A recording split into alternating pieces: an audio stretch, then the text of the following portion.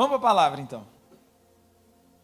Abre comigo a sua Bíblia aí, que é o que a gente veio fazer aqui.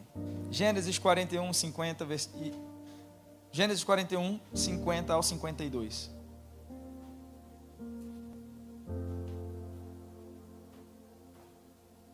E agora sim, com áudio, terminando o assunto, se você estava nesse momento assistindo a live, ficou se perguntando o que aconteceu, o sinal não caiu. Mas terminando, se você está aqui e tem identificado alguma coisa que você, para todos nós, tá? Se você tem identificado alguma coisa, fala, pastor, isso aqui eu acho que a gente podia fazer diferente, isso aqui a gente podia fazer melhor, isso aqui eu acho que é uma falha, fala comigo, a gente é uma igreja aberta, eu tenho para mim que as pessoas têm que ter voz e fala, né? A gente tem que se comunicar. Então fala que a gente está disponível a fazer algo diferente. Se não for contra a palavra do Senhor. Na verdade tem que ficar claro isso, não? Se não for contra a palavra do Senhor. Gênesis 41, versículo 50 ao 52. Uma palavra para nós de ânimo. Confesso para você que essa palavra, ela ministra também muito ao meu coração. Confesso para você também que ela não é uma palavra nova, mas é uma palavra que Deus colocou no meu coração para trazer ela mais uma vez. Eu gosto demais de sentar, estudar, eu gosto demais de trazer sempre algo novo, sempre uma mensagem, aquela que mensagem mais nova e tal. Mas essa semana Deus falou demais no meu coração com essa palavra, e eu queria trazer essa palavra para você. Uma palavra de ânimo, de renovo. E o título da palavra é Na Terra da Minha Aflição. Na Terra da Minha Aflição. Queria trazer uma história para você, o Damião vai se identificar talvez um pouquinho com ela. A história, queria que você olhasse para a pessoa do seu lado e pergunta assim, quem dobrou o seu paraquedas hoje? Quem dobrou o seu paraquedas hoje? Engraçado, né? Faz 2 ou 3 semanas que eu fui lá na sua casa lá para a gente orar e você estava falando para mim sobre paraquedas, mostrou? Damião salta de paraquedas. E aí eu estava perguntando para ele como que é esse negócio de dobrar o paraquedas, né? E ele falou, o meu eu mesmo dobro, né? Às vezes você paga um profissional lá, né? Mas eu mesmo dobro. E mas o reserva não, né? O reserva jamais. O reserva tem que ter um profissional certificado lá, né? Ele tem que saber fazer, porque tem que ter certeza que vai abrir, né? Não é assim? A cada 6 meses, o que você falou? A cada 6 meses você vai lá e abre, respira, dobra, faz um certificado, ó, dobrou, né? Porque tem que funcionar na hora certa, né? Porque quando a gente salta, porque eu vou saltar, quando a gente salta de paraquedas, quando alguém salta de paraquedas, ele tem que ter certeza que ele vai chegar bem no solo, né? E o paraquedas bem dobrado, influencia nisso?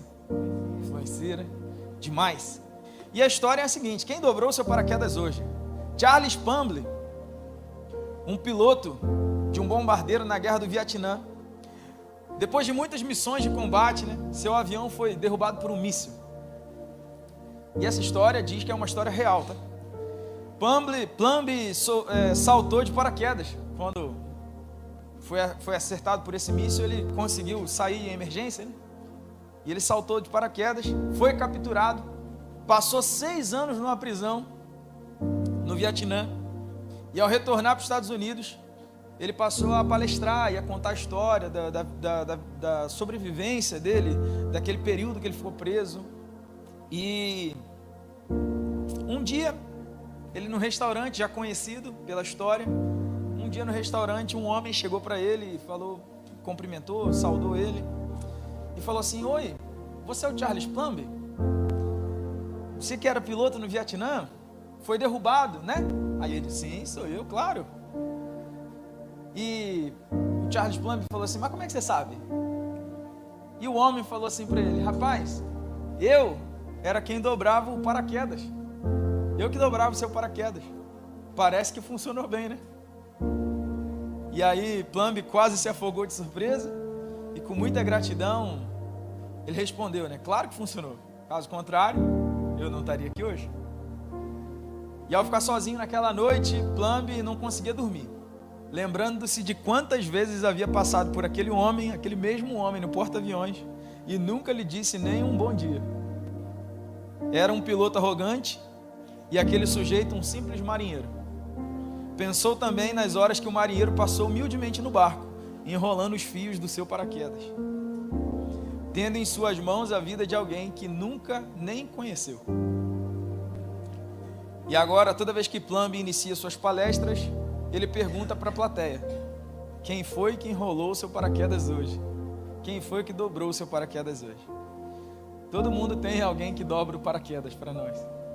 Pensa só, você tem alguém que dobra o seu paraquedas. Eu estava falando hoje aqui de manhã, a gente estava ali comentando que o meu pai não teria chegado aos 52 anos se não tivesse casado com a minha mãe.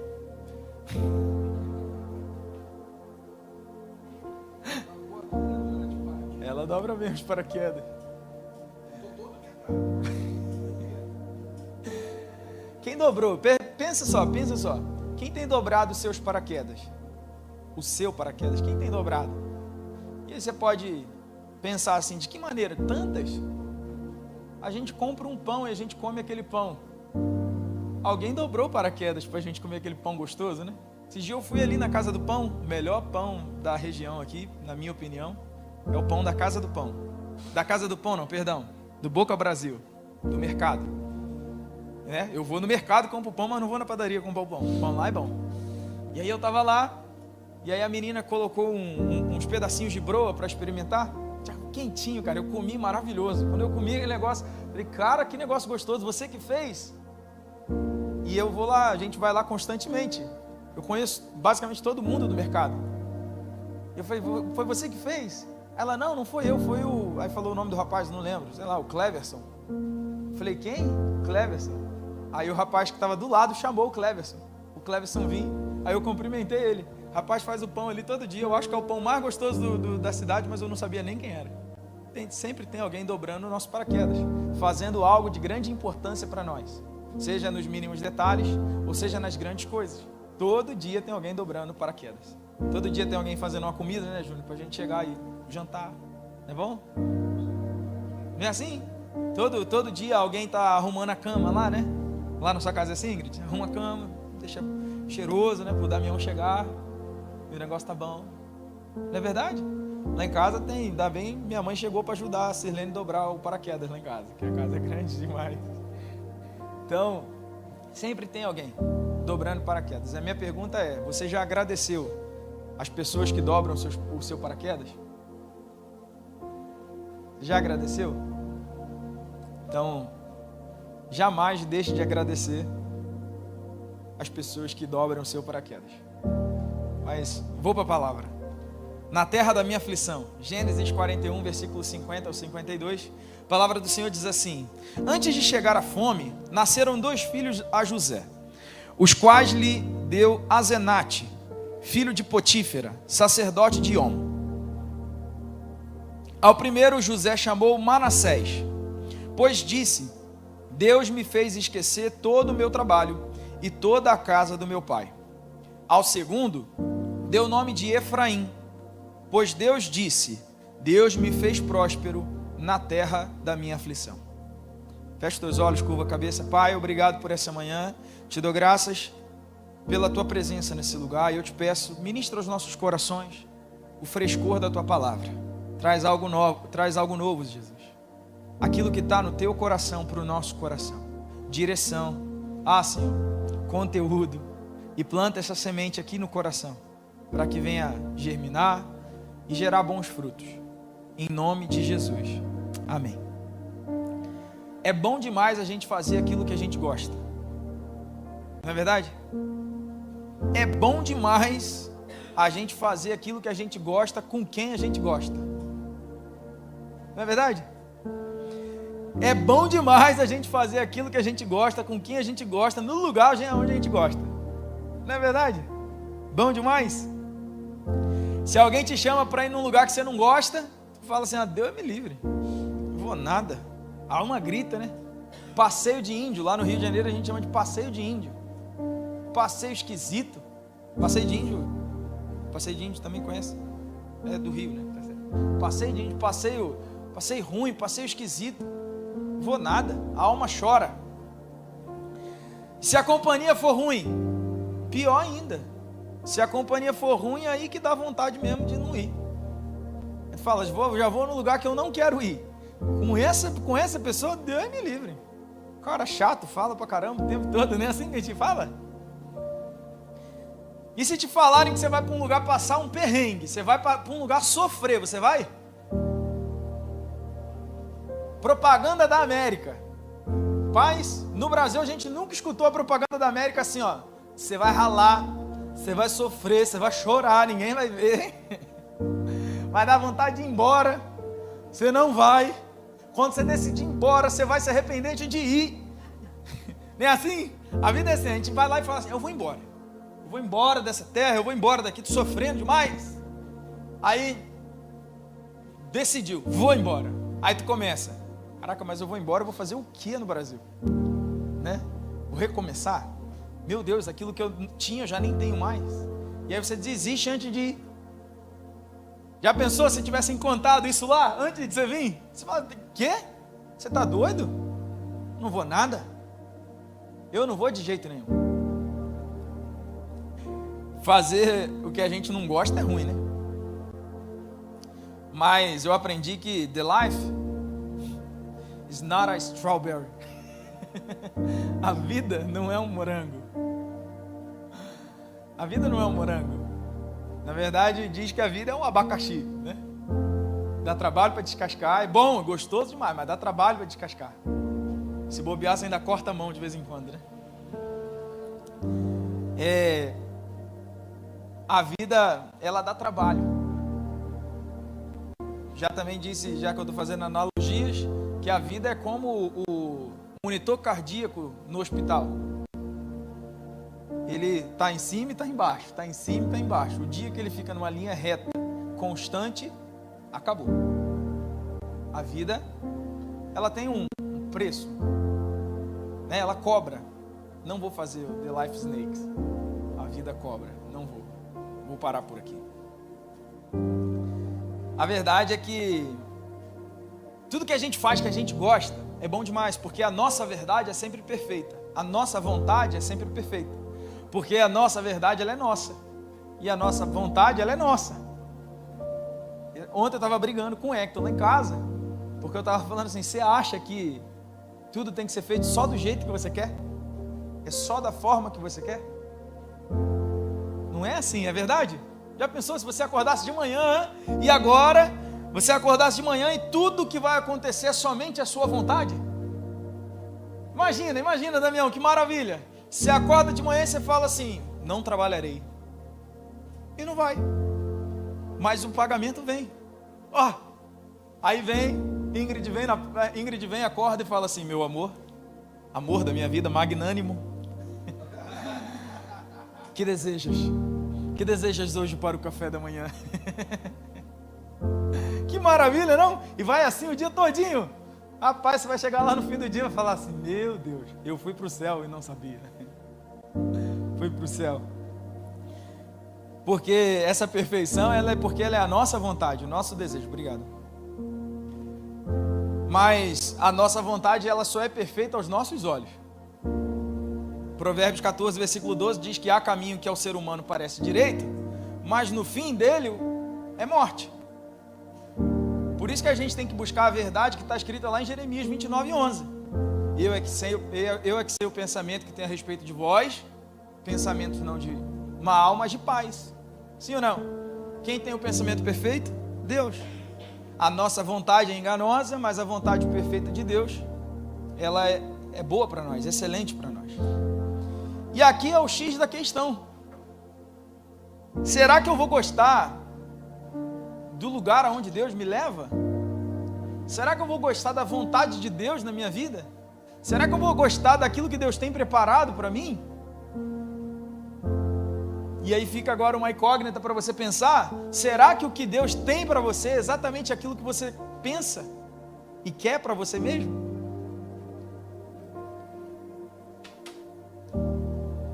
Fica para você pensar. Será que eu vou gostar das pessoas que Deus vai me conectar? Se Deus te dissesse agora tudo o que vai acontecer na sua vida, tudo, Ele vai contar a tua história todinha para você agora. E aí você descobrisse que é algo grandioso.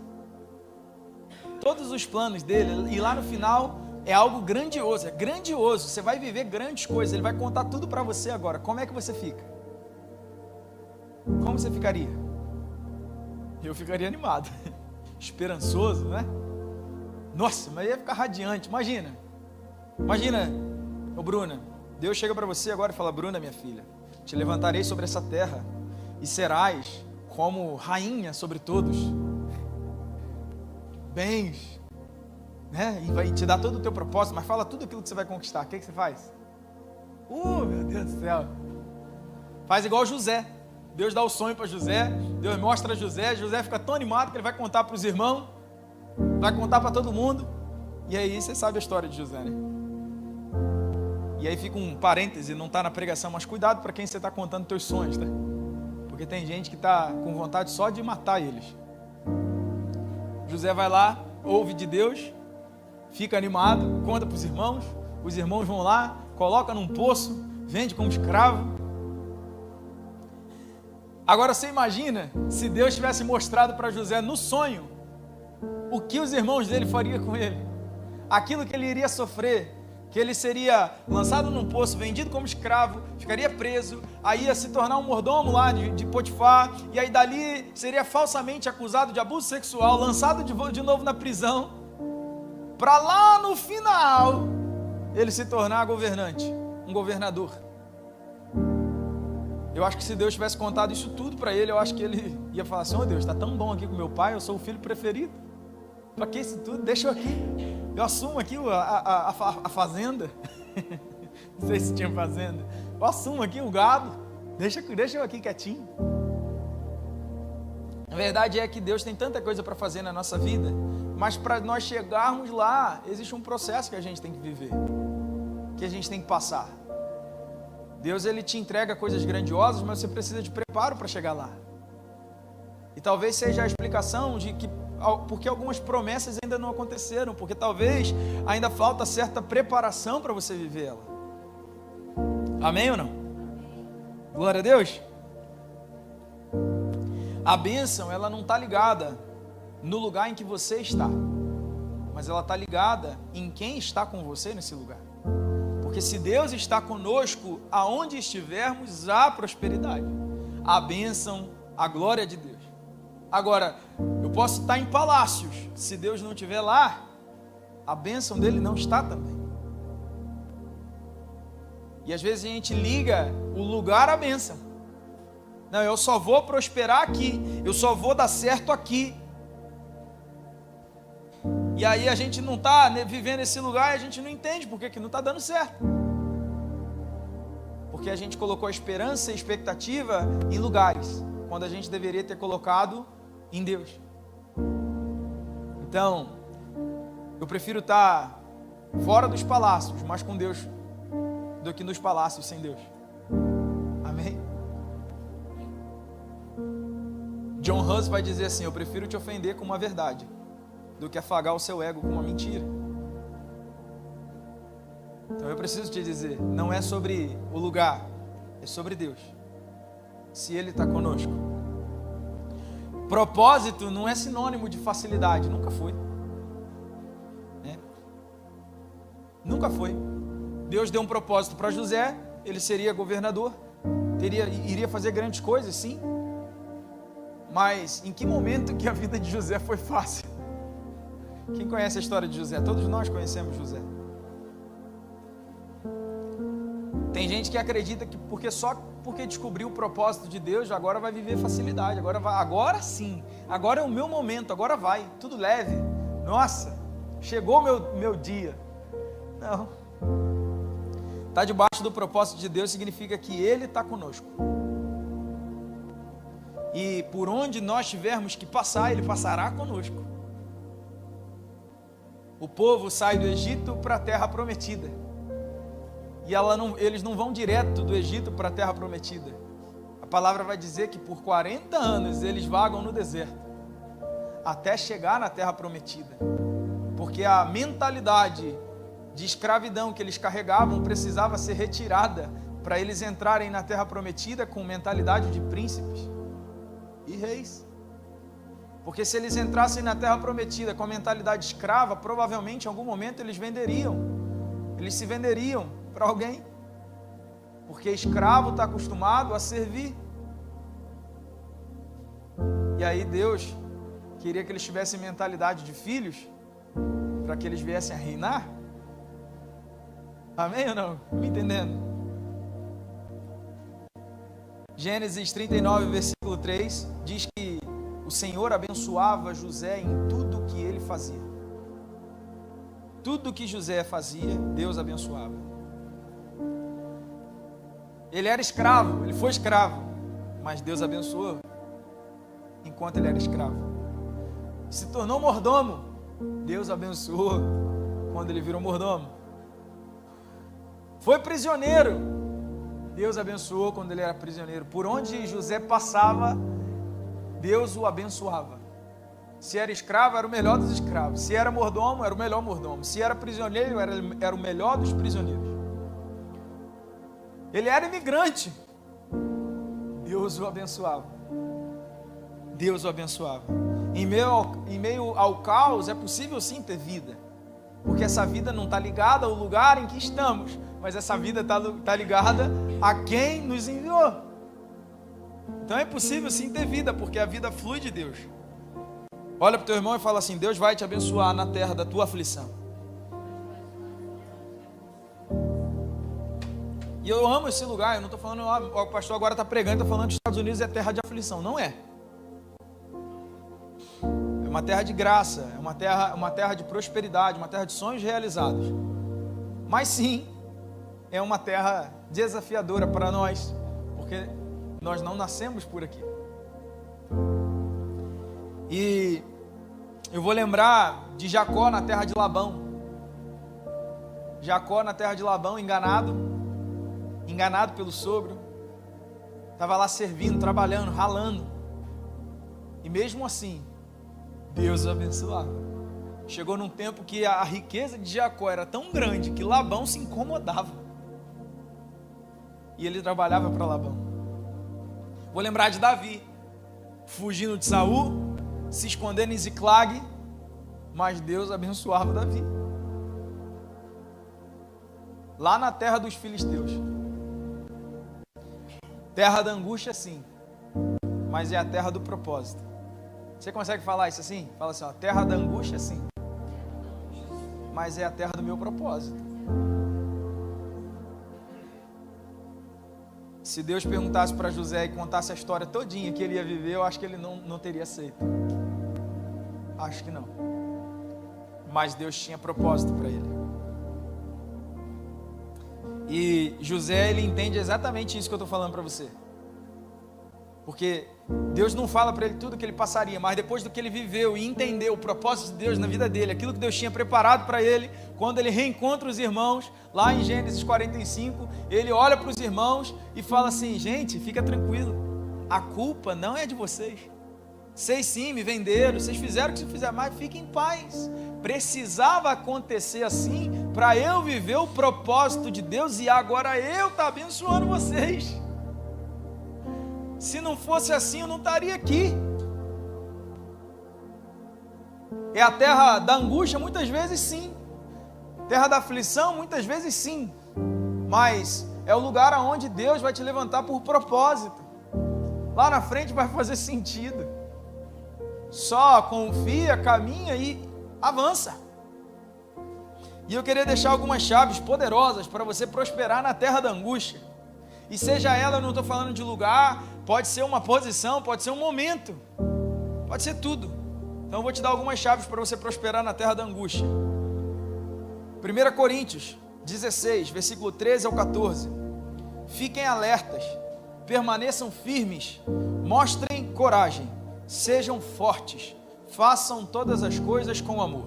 A primeira chave: fiquem alertas.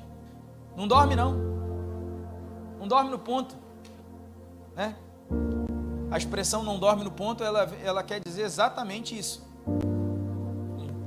A gente trabalha cedo, você acorda cedo, quem tem que pegar ônibus, você acorda bem cedinho, senta lá no ponto de ônibus e fica esperando ele passar. Às vezes está cedo demais, você é muito sonolento, cochila, e aí o que acontece com o ônibus? vai embora, né? E aí você tem que esperar o próximo. Só que antigamente os ônibus eles não eram de 15 em 15 minutos, 10 em 10 minutos igual é hoje, né? Antigamente o ônibus era de hora em hora. E aí você perdeu o ônibus, você perdeu o dia. Então não dorme no ponto.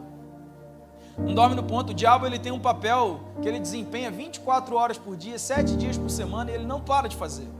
E esse papel é ludibriar a tua mente. Nós falamos agora um mês falando sobre isso. O papel dele, trabalhar na mente, te afastar de Cristo. Ele está trabalhando. E a gente vai vivendo a vida alheio a isso, aquém a isso.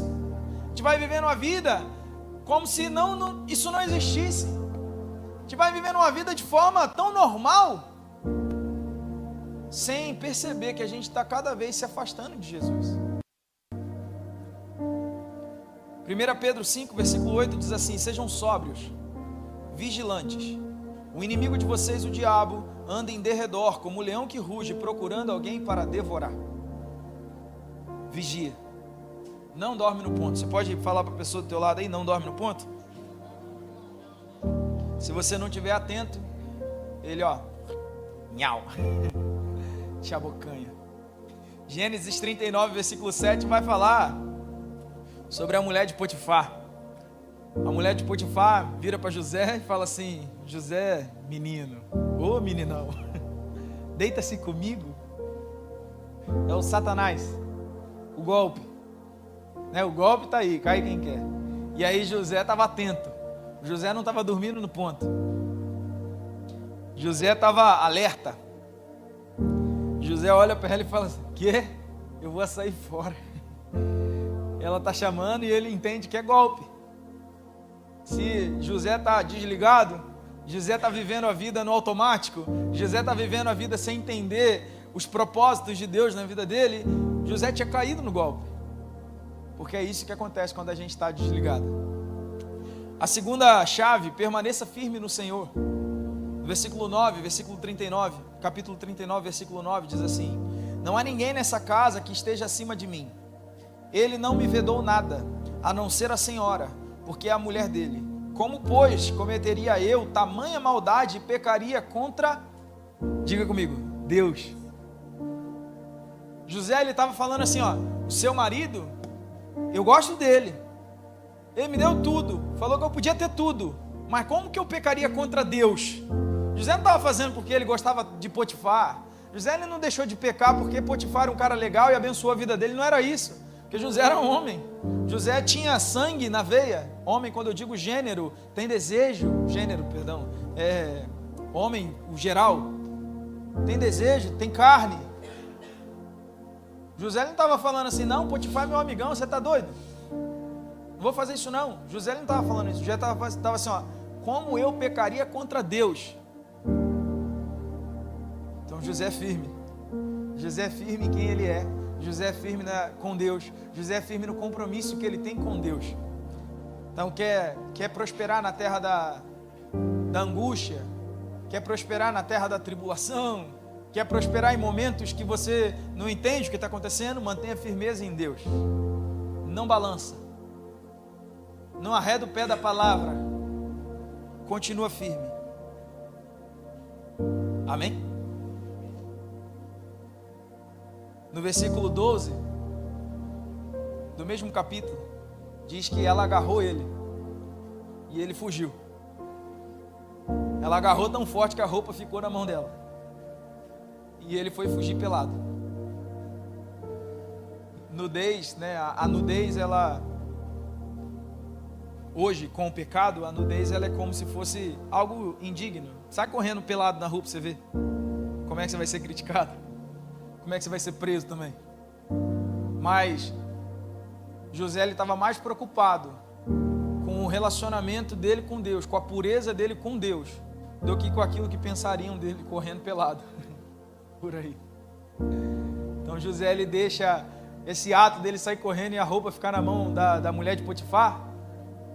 Significa que ele estava deixando os bens, ele estava deixando o título, ele estava deixando o status para trás, para preservar a pureza dele com Deus, para preservar a santidade dele com Deus.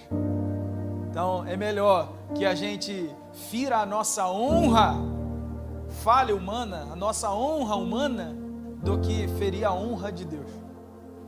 Me entenda muito bem quando eu falo isso. É melhor a gente ser julgado, ter o nome, às vezes, ter o nome mal falado, mas porque a gente permaneceu firme em Deus, do que a gente ser bem querido em todos os lugares, a gente apertar a mão de todos e sentar nas melhores mesas, mas Deus está tão longe de nós.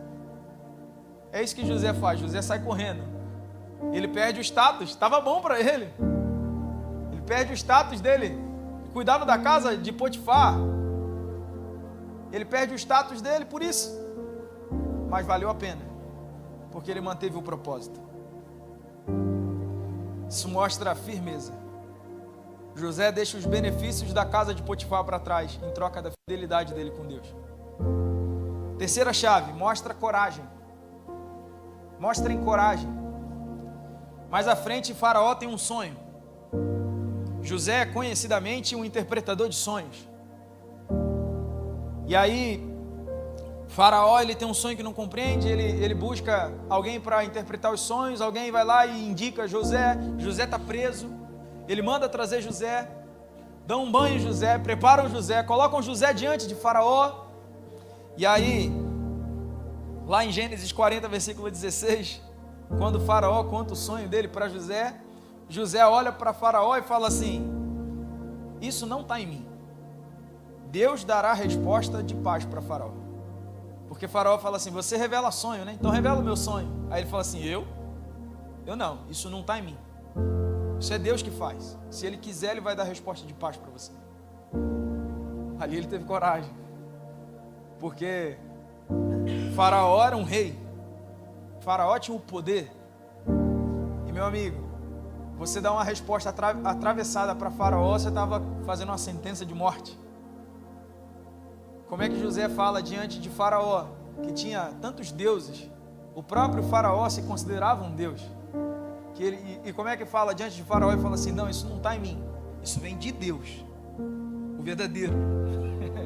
Isso vem dele. Se Ele quiser, Ele te dá a resposta, Ele vai te dar a resposta.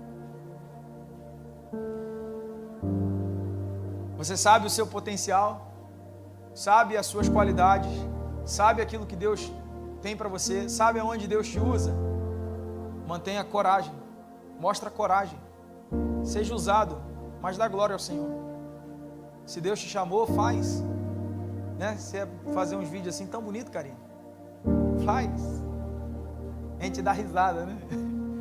Mas é um talento, é algo que Deus usa. Faz, mostra coragem diante de qualquer situação. Naquele momento ali, José estava mostrando para Faraó que não era quem Faraó era, não era onde ele estava, nem a oportunidade que ele tinha, era quem estava com ele. Essa vontade é que importa. José estava falando para Faraó assim: ó, se Deus não quiser, Ele não vai falar através de mim, não é porque você está pedindo, é Deus que faz. Amém? A quarta chave, faça tudo com amor. O que todos notavam em José era que José, por onde passava, ele era bem sucedido. Tudo que José fazia, ele fazia bem. Tinha nada que ele fazia mal. E a minha pergunta para você é: tudo que você faz, você tem feito bem? Pouco tempo eu estava conversando com uma irmã da igreja e ela falou para mim que quando ela chega para limpar as casas das clientes, ela chega e chora. Não vou falar o nome dela não, vou até olhar assim, para não olhar para ninguém. A gente está ali, realmente, é de doer o coração, mas a gente tem que fazer bem. Minha pergunta é: o que você tem feito de melhor? Se é limpar a casa, a gente vai lá e limpa da melhor forma possível. Se é consertar um carro, a gente conserta da melhor forma possível. Se é pintar uma parede, a gente pinta da melhor forma possível. Se é limpar a piscina, a gente limpa da melhor maneira possível. Tudo que a gente fizer, temos que fazer de melhor, porque o amor devido não é para quem nós estamos fazendo, mas é para quem nos enviou, o dono do propósito. Amém? segredo de José era fazer tudo como se estivesse fazendo para o Senhor. Esse era o segredo de José. Colossenses 3, 23 e 24 fala assim: tudo o que fizerem, façam de todo o coração, como para o Senhor e não para as pessoas, sabendo que receberão do Senhor a recompensa da herança. É a Cristo Senhor que vocês estão servindo. É a terra da angústia? Talvez sim, mas é a terra do teu propósito. Amém? Graça e paz, família, eu sou o pastor Felipe Almeida, estou passando por aqui para te deixar aquele abraço. Queria te agradecer por você ter assistido esse vídeo, espero que essa palavra tenha tocado o teu coração e venha transformar a sua vida. Olha, você não pode esquecer, se inscreve no canal, curte esse vídeo, manda ele para alguém, porque vai abençoar a vida de alguém, eu tenho certeza. E mais, por aqui em algum lugar na tela está aparecendo um vídeo, clica nele, assiste, entra no canal, olha as outras pregações, porque eu tenho certeza que vai valer a pena, tá bom? Muito obrigado, Deus te abençoe, fica na paz, um abraço.